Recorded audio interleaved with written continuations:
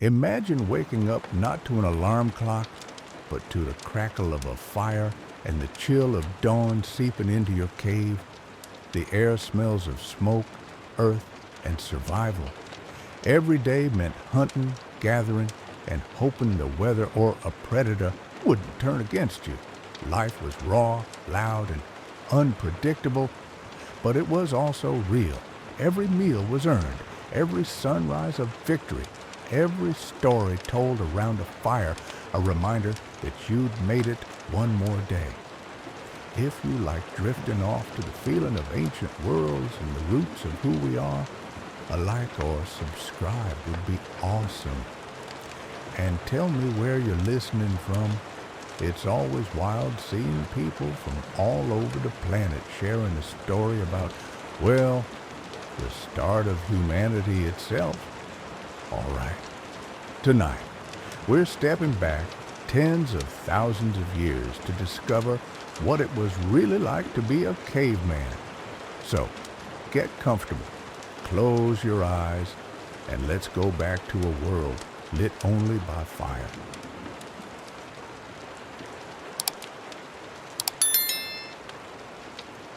You just woke up in a cave 25,000 years ago.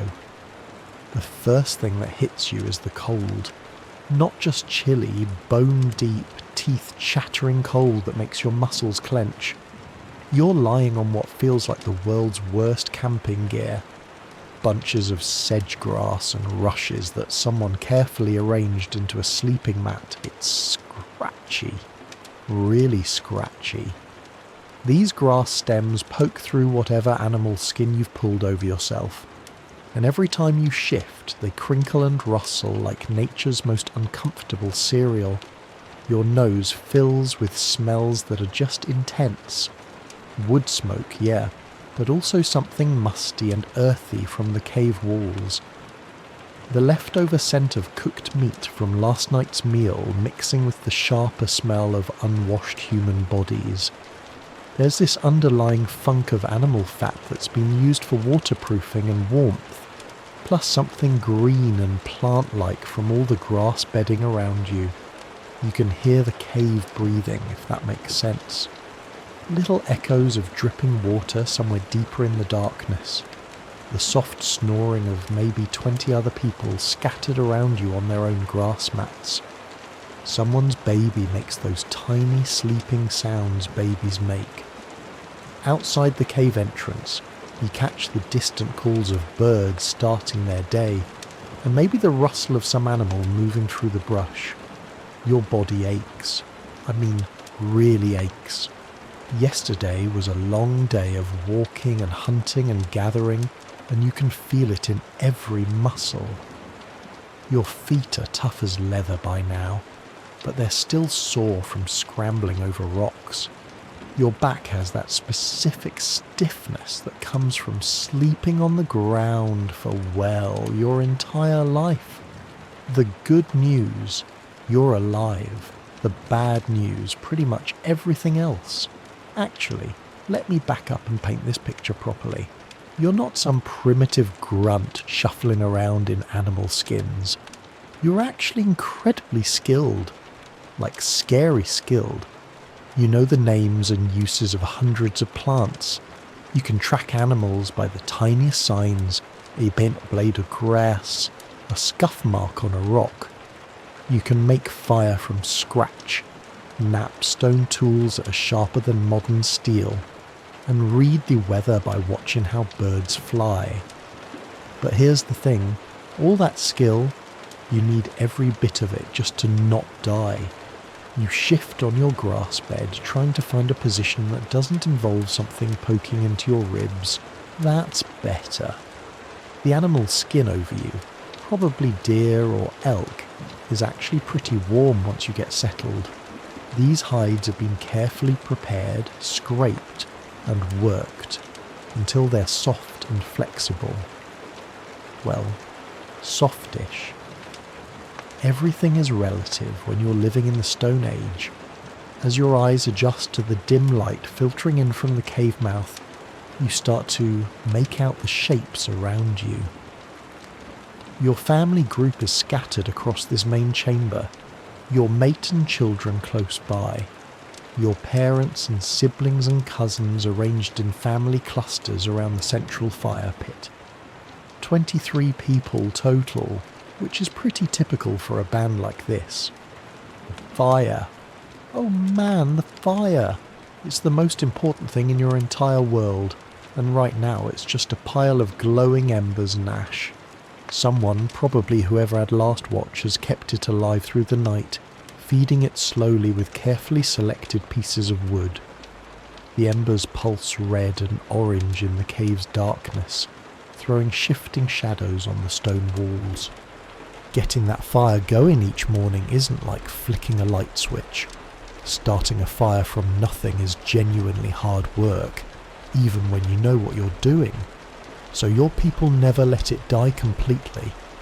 There's always someone responsible for keeping those embers alive, adding just enough fuel to maintain the heat without wasting precious wood. You can smell the specific scent of the wood they've been burning, oak and ash, mostly with some birch mixed in. Different woods burn differently, and your people know exactly which ones to use for cooking versus heat versus light. Oak burns long and steady. Birch catches easily and gives off that sweet smell. Pine is good for starting fires but smoky for cooking. Time to get up. You push yourself upright on your grass mat and every joint protests. Your hip pops, your neck sicks. Welcome to life before chiropractors around you. Other people are starting to stir too. Someone yawns, a big jaw-cracking yawn that you feel in your own mouth. Someone else stretches with a groan that echoes slightly off the cave walls. The morning routine is always the same, fire first. Everything else depends on the fire.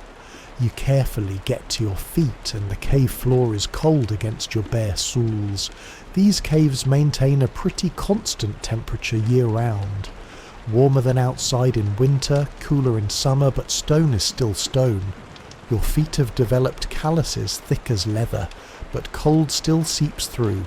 Walking toward the fire pit, you pass other members of your band who are also stirring to life. Carla, the best tracker in your group, is already sitting up and checking the stone tools she keeps beside her sleeping area. Brune, who's probably the closest thing you have to a leader, is examining the embers and deciding what kind of wood to add. The fire pit is carefully constructed in a depression in the cave floor, lined with stones to contain the heat and reflect it back up. Around it, the ground is worn smooth from generations of people sitting and working in this exact spot. You can see the stains from countless meals, the char marks from dropped embers, the smooth patches where stone tools have been knapped for thousands and thousands of hours. Brune nods at you as you approach. He's already selected some thin, dry kindling, birch bark and fine twigs that will catch easily from the embers. You help him arrange the wood in a careful structure, building up from the smallest pieces to create the right airflow for the flames to take hold. Working together, you blow gently on the embers, coaxing them back to life. The red glow brightens and tiny flames begin to lick at the birch bark. The smell of smoke gets stronger, mixing with that distinctive scent of hot stone and ash. More flames catch, and suddenly you have real fire again. Dancing, crackling, wonderful fire that pushes back the darkness and starts to warm your hands. Fire is life. Fire is protection. Fire is the difference between human and animal. Around the growing flames, more people gather. Children who were still sleepy moments ago become alert and focused. Fire means warmth, but it also means food, and everyone's stomach is reminding them that they haven't eaten since yesterday evening. The good news about being a hunter-gatherer is that you don't have to worry about a mortgage or taxes, or your boss being unhappy with your quarterly performance review. The bad news is that every single day starts with the question, what are we going to eat and how are we going to get it? Yesterday was a decent day. The hunters managed to bring down a deer. Not huge, but enough to feed everyone with some leftover for today. The gatherers came back with their carrying bags full of nuts, roots and berries. But that was yesterday. Today you're starting from scratch. You settle into the familiar rhythm of morning preparation. Someone fetches water from the stream that runs past your cave. Clear. Cold water carried in containers made from animal bladders and carved wood. Someone else starts preparing some of yesterday's leftover meat for a quick morning meal. The meat gets spitted on sharpened sticks and held over the flames until it's heated through. Not really cooked. This is more like reheating leftovers, but warm food on a cold morning is a small miracle. The smell of heating meat mixes with the wood smoke and your stomach makes that empty anticipatory rumble. While you're eating your small portion of warmed meat and some nuts from yesterday's gathering, the day's planning begins. This isn't like a modern business meeting with agendas and PowerPoint presentations. It's more like a casual conversation around the fire, but the stakes are life and death. The hunting party, maybe 6 or 7 people, will head east today, following the deer trail that was spotted yesterday. Deer are creatures of habit, and if you know their patterns, you can intercept them at water sources or feeding areas. But hunting big game with stone-tipped spears and wooden clubs is dangerous, difficult work. Most hunting expeditions come back empty-handed. The gathering party will spread out through the forest looking for anything edible. Nuts, berries, roots, tubers, mushrooms, bird eggs, insects, medicinal plants. Gathering is actually more reliable than hunting. You almost always find something, but it requires incredible knowledge of the natural world. You need to know which berries are safe and which will kill you, which roots are edible and which will make you violently sick, which mushrooms are food and which are poison, when and where to find bird eggs, how to process bitter nuts to make them edible, where the good tool-making stones can be found. Your people carry this knowledge in their heads. Hundreds of pieces of information passed down through generations of trial and error and careful observation. There are no books, no Google, no instruction manuals, just human memory and hard-won experience. As the morning fire burns brighter and the cave starts to warm up, people begin the daily ritual of checking and maintaining their tools. Stone tools dull with use and need constant attention. Wooden spears get damaged and require repair. Clothing made from animal skins needs mending. You examine your own personal kit. The stone knife you made yourself, your wooden digging stick. The leather pouch that holds your fire-making materials. The knife has a few small chips in the edge from yesterday's work. Nothing serious, but it could be sharper. Napping. Shaping stone tools is both an art and a science. You need to understand how different types of stone fracture, how to strike them at just the right angle, with just the right force to remove flakes and create a sharp edge. It's incredibly precise work that requires years of practice.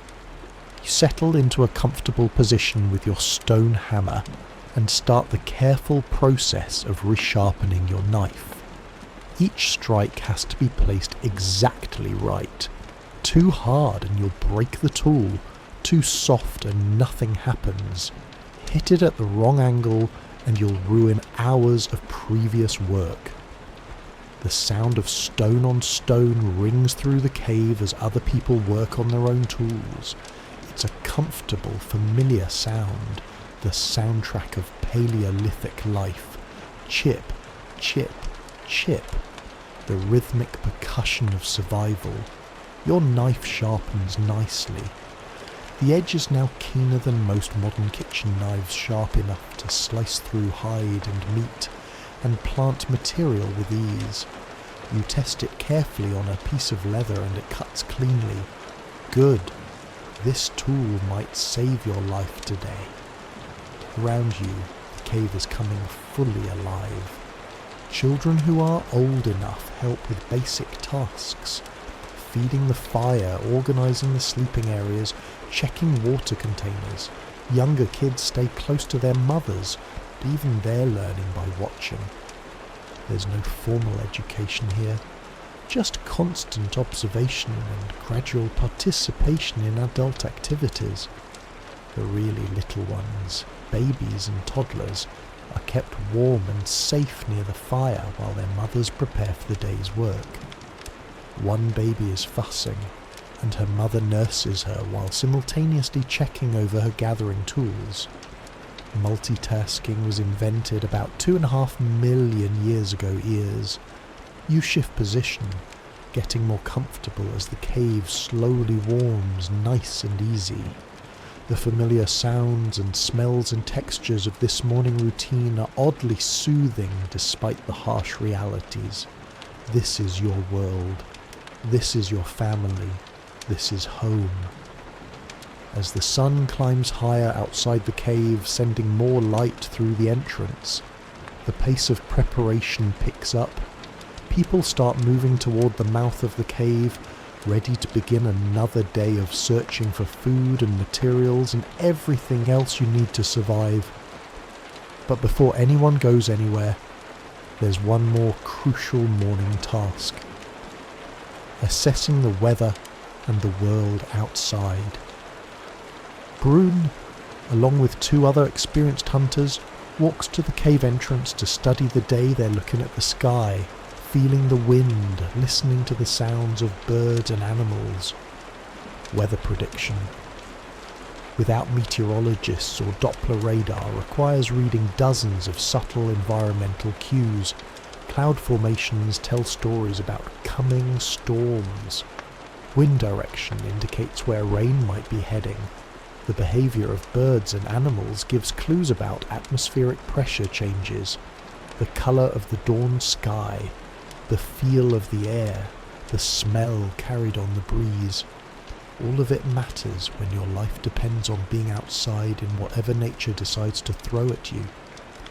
Today looks promising.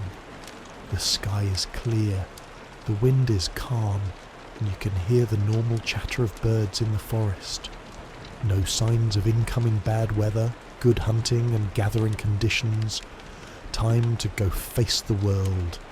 You gather your tools and equipment, stone knife, wooden digging stick, leather carrying pouch, a piece of fire starting material wrapped in bark. Everything you own fits in your hands or hangs from a simple belt made of twisted plant fibres. The gathering party assembles near the cave entrance. 8 people today, including yourself, all equipped with the tools needed for finding and collecting food. You're wearing your usual outfit, leather leggings and a tunic made from carefully prepared deer hide, soft leather boots stuffed with grass for insulation, and a heavier skin cloak that can be wrapped around you if the weather turns cold. Your clothes fit well and move with your body. These aren't random animal skins thrown over your shoulders. They're carefully tailored garments sewn with sinew thread using bone needles. The leather has been treated with animal fat to make it water resistant, and the seams are reinforced in places that take the most stress. Everything about your outfit is functional. No pockets. You don't need them when you only own a few tools. No zippers or buttons. Everything fastens with leather ties or simple toggles made from bone or antler. No synthetic materials, obviously, but also no cotton or wool. Just leather and fur and plant fibres, all processed by hand using techniques passed down through countless generations. Standing at the cave entrance, looking out at the forest that stretches endlessly in all directions, you feel the familiar mix of anticipation and anxiety that starts every day. Out there is everything you need to survive: food, materials, resources. But out there is also everything that can kill you.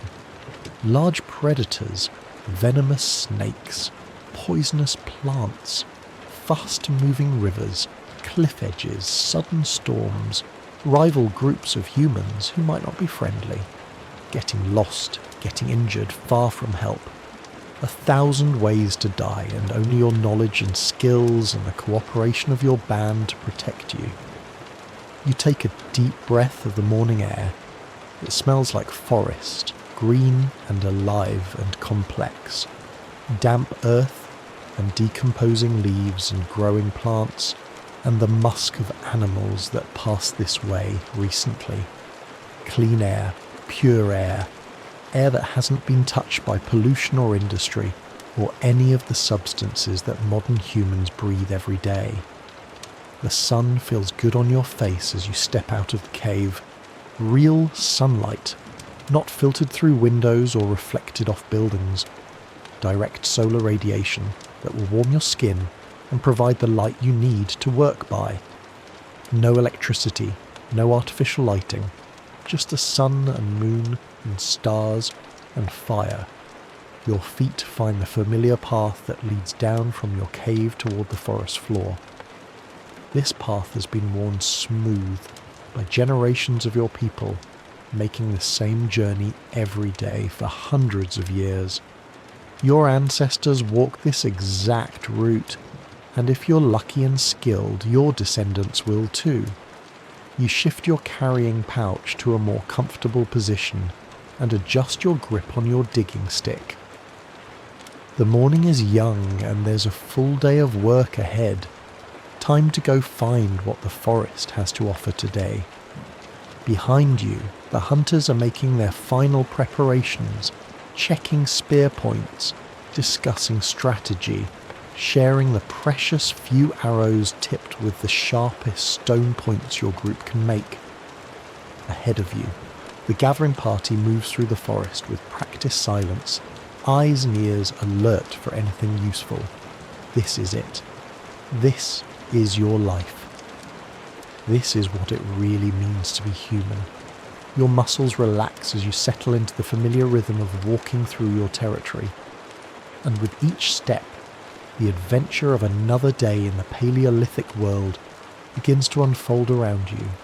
The forest closes around you like a living thing.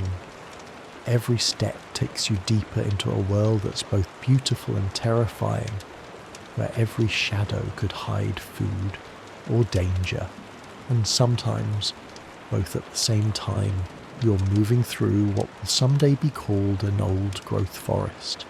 But right now, it's just the world. Trees that have been growing for centuries stretch up into a canopy so thick that the morning light filters down in shifting beams and patches, oak and ash and beech trees. Massive trunks that would take 6 people holding hands to circle.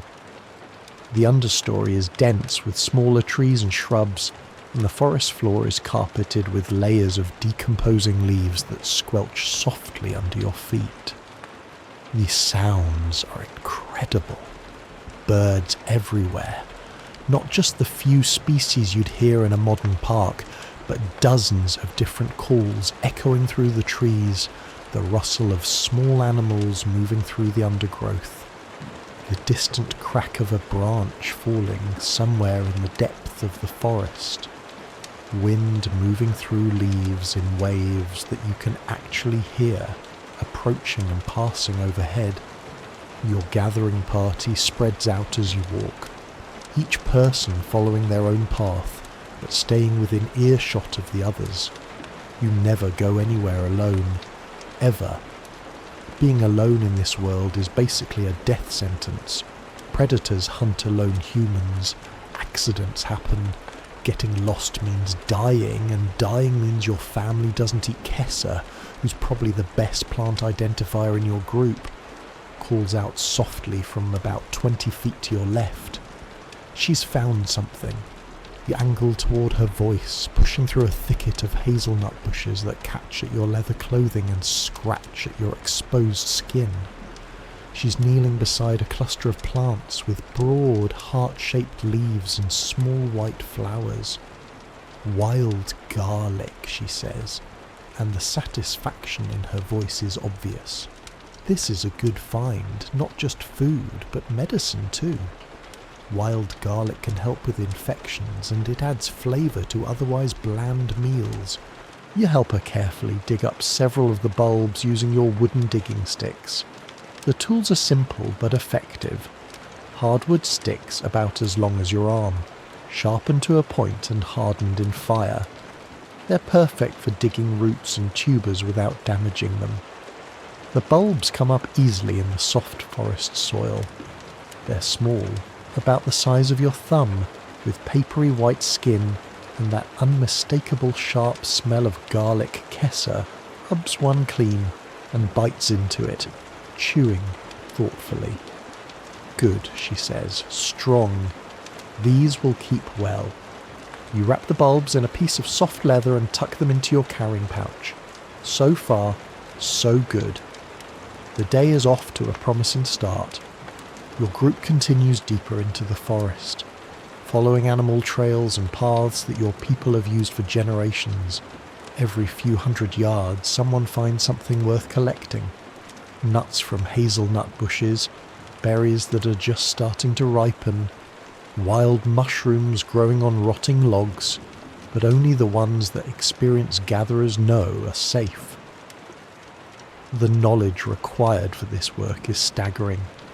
You need to know hundreds of different plants, their seasons, their habitats, how to process them, how to store them. Some plants are only edible at certain times of year. Some require complex preparation to remove toxins. Some look almost identical to poisonous varieties, but have subtle differences that can mean the difference between a good meal and a horrible death. Take mushrooms. There are dozens of edible varieties in your forest, but also several that will kill you in very unpleasant ways. The difference between food and poison might be the colour of the spores, or the way the stem breaks, or the smell when the mushroom is crushed. Get it wrong and you're dead. Get it right and you have a delicious, nutritious meal. Your people have been learning these distinctions for thousands of years, passing the knowledge down through careful teaching and observation. No one forages alone until they've spent years learning from experts. Even now, experienced as you are, you still check with others when you find something unusual. The sun climbs higher as your group works its way through the forest, and you can feel the day starting to warm up. The morning chill is lifting, and walking at a steady pace is starting to make you pleasantly warm under your leather clothing. You adjust your carrying pouch and keep moving. About an hour into the expedition, Toma calls out from near a stream bank. His voice has that particular excitement that means he's found something really good. You push through the undergrowth toward the sound, and what you see makes you smile. Wild honey. High up in an old oak tree, maybe 20 feet off the ground, there's a dark opening in the trunk where a colony of wild bees has made their home. You can see them coming and going, and that sweet smell of honey is faint but unmistakable on the breeze. Honey is like winning the lottery. It's concentrated energy, pure sugars that your body craves and burns efficiently. It keeps well without spoiling.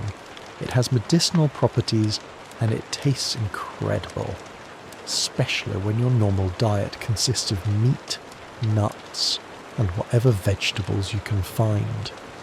But getting it is dangerous work. The plan develops quickly. Toma is the best climber in your group and he volunteers to go up. You'll build a fire at the base of the tree and create smoke to calm the bees. Someone else will prepare containers to hold the honeycomb. Everyone else will be ready to run if things go badly. Wild bees are not docile. They will defend their hive aggressively and bee stings can be seriously dangerous if you get enough of them. People have died trying to collect honey, but the reward is worth the risk. You gather dry wood and tinder, while others search for the right kind of green leaves to create heavy smoke. The fire needs to produce a lot of smoke without too much flame. You want to calm the bees, not burn down the tree. The fire catches quickly, and soon you have thick white smoke rolling up toward the bee tree. The sound of buzzing gets quieter as the smoke reaches the hive entrance. Bees evolved with forest fires, and smoke triggers their instinct to gorge on honey and prepare to abandon the hive. When they're focused on eating, they're less likely to attack. Thomas strips off most of his clothing, fewer places for angry bees to get caught, and starts climbing. He's incredibly skilled, moving up the rough bark with the confidence of someone who's been climbing trees since he could walk. His feet and hands find holds that you can barely see from the ground. Watching him climb, you're reminded of just how physically capable your people are. No gyms, no structured exercise programs, but everyone is lean and strong and flexible from a lifetime of this kind of activity. Toma moves like a modern rock climber, but he learned these skills as a child because his life depends on them. The smoke continues to roll up the tree and the buzzing stays relatively quiet. Good sign. Toma reaches the level of the hive and carefully begins working his hand into the opening. He's feeling for honeycomb that can be removed without destroying the entire colony. Your people know not to take everything. Leave enough honey and bees and they'll rebuild for next time. A few bees spiral around him, but they seem more confused than aggressive. The smoke is doing its job. Toma's arm disappears into the tree trunk up to his elbow, and his face shows concentration as he feels around inside the hive. Then his expression changes to satisfaction. He's found good comb. Slowly, carefully, he extracts his arm from the tree. In his hand is a chunk of honeycomb about the size of your fist, golden and dripping with thick amber honey. Even from the ground you can smell the sweetness. He tosses the comb down to waiting hands, then reaches back into the hive for more. 3 trips, 3 chunks of comb, and then he judges it's time to stop. Take too much and you'll kill the colony. Take just enough and they'll recover and provide honey again in the future. Thomas scrambles down the tree with the same skill he showed going up, dropping the last few feet to land lightly on the forest floor. A few bee stings on his arms and shoulders, but nothing serious. He's grinning with the satisfaction of a job well done. The honeycomb is gorgeous. Wax cells filled with honey so pure and concentrated it seems to glow in the dappled forest light. You can't resist breaking off a small piece and putting it in your mouth. The sweetness explodes across your tongue like nothing in the modern world. This isn't processed sugar or corn syrup. This is pure honey made by bees from the nectar of wildflowers. It's complex and floral and intensely sweet, and your body responds immediately with that rush of energy that comes from natural sugars hitting your bloodstream. You close your eyes for a moment, savouring the taste. Honey. Like this was the sweetest thing available to humans for tens of thousands of years. No chocolate, no candy, no desserts, just this. And it's perfect. The honeycomb gets carefully wrapped and packed away in leather containers. This is a treasure that will be shared with the entire band back at the cave. Children will get small pieces as treats. Adults will use it to make other foods more palatable. Some will be saved for winter when every calorie counts. Your gathering party continues through the forest, energized by the successful honey collection. The sun is getting higher now, and the forest is fully alive with activity. birds calling from every direction, small animals rustling through the undergrowth, the constant subtle movement of a healthy ecosystem. You find yourself settling into the meditation of long distance, ants walking through familiar territory. Your feet know this ground. Your eyes automatically scan for useful plants, signs of game, anything out of place that might indicate danger. Your breathing falls into a steady rhythm that matches your pace. This is one of the most peaceful times in Paleolithic life. Moving through the forest with your community, working together, using skills that connect you directly to the natural world. No schedules, no deadlines, no artificial stress, just the ancient rhythm of human life in harmony with the environment. Well, mostly harmony. There are still plenty of ways to die out here. Around midday, your group stops beside a small stream to rest and eat. The water is clear and cold, running over smooth stones worn by countless years of current. You cup it in your hands and drink deeply, tasting the mineral purity of water that has never been processed or treated or run through pipes. Lunch is a selection of what you've gathered so far. Nuts, berries, some leftover meat from yesterday, and tiny tastes of that precious honey.